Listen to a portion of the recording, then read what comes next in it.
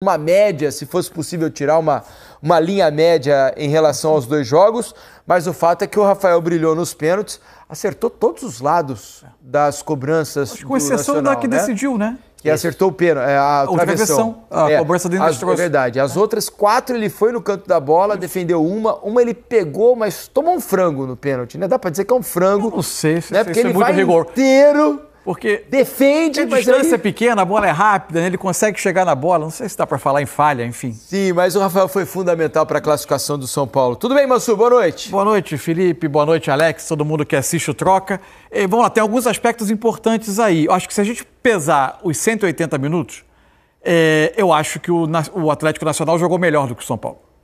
Até porque o São Paulo foi melhor boa parte do primeiro tempo hoje e, evidentemente, teve mais volume depois da expulsão do jogador do Nacional. No Morumbi, o Nacional se impôs mais 15 a 20 minutos do segundo tempo. Só que os momentos em que o Atlético Nacional mandou no jogo, na ida, o nível de imposição foi muito maior do que nesse jogo de volta. Então, num todo, acho que o Atlético até jogou mais do que o São Paulo. Lembrando sempre, porque a gente esquece das coisas rapidamente, o São Paulo é um trabalho embrionário com o Crespo, né? O São Paulo, até pelos caminhos que ele tomou nessa temporada, ele chega a esse mata-mata, na média, tendo jogado melhor nesse período com o Crespo do que vinha jogando com o Zubeldia, mas ainda como um trabalho inicial. O Nacional tem um trabalho que, bem ou mal, teve perda no meio do ano, saiu o Viveiros, que está hoje no Atlético Paranaense, por exemplo, era um dos artilheiros do time, mas ele é um trabalho que começou em janeiro. De todo modo, o futebol brasileiro se coloca em algumas armadilhas em muitos momentos desse tipo de competição. Fato é, o São Paulo segue e vai ter boas chances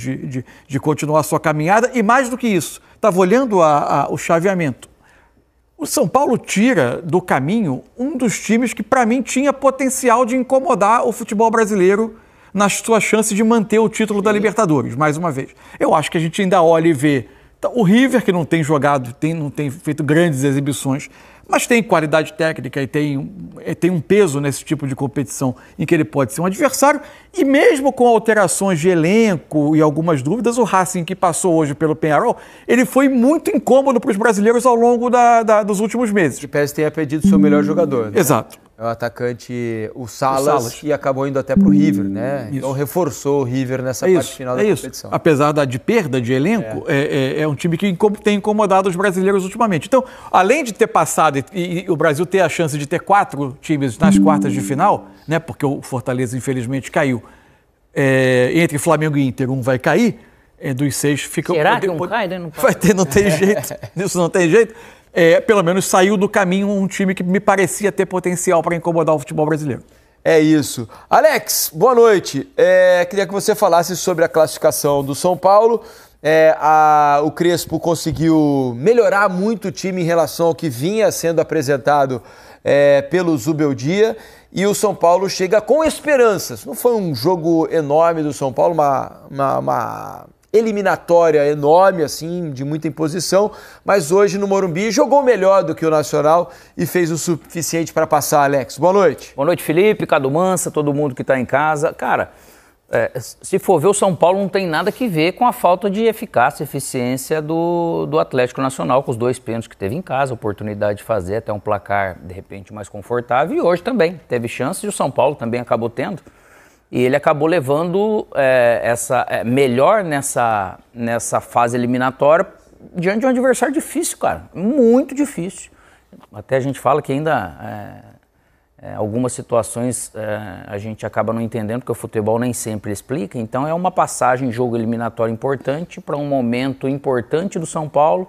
O Crespo não mudou o sistema, começou a colocar, lógico, Bobadilha um pouco mais, com o Marcos Antônio, enfim, deu uma mexida em nomes, mas ele manteve essa questão do 3-5-2 assim jogando, só que uma outra energia, uma outra vibe, e cada passada, ou cada passagem de fase que você tem desse jeito, você ganha força, né? Você ganha confiança, você ganha certeza. Alguns jogadores, Arboleda, Oscar, então daqui a pouco você pode trazer mais outros jogadores. São Paulo, que hoje no banco tinha vários meninos da base.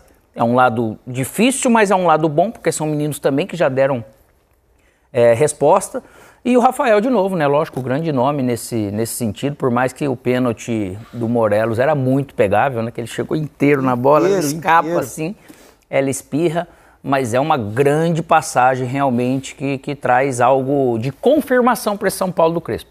Quer um dado que esse sim é para assustar adversários, Mansur? Oi. O São Paulo está na Libertadores invicto a 17 jogos. São 17 jogos de invencibilidade do São Paulo na Libertadores. Agora eram 9 empates e eram 9 vitórias e 7 empates. Agora são 9 vitórias e 8 empates. Nesse período de invencibilidade, né? Boa parte desses jogos com o Zubeldia. O São Paulo foi eliminado da Libertadores sem perder para o campeão Botafogo, por exemplo. 2 empates. Foram 2 empates. O São Paulo perdeu a estreia da última Libertadores, foi isso? Foi o último jogo que ele perdeu? Preciso checar. Não me lembro da última derrota, mas são 16, você falou. 16. Então, 16 jogos. Não, são 17 jogos. São 9 vitórias e 8 empates. Isso. 17 jogos de invencibilidade na Libertadores. Uma competição tão difícil quanto essa, o São Paulo já está há muito tempo sem perder.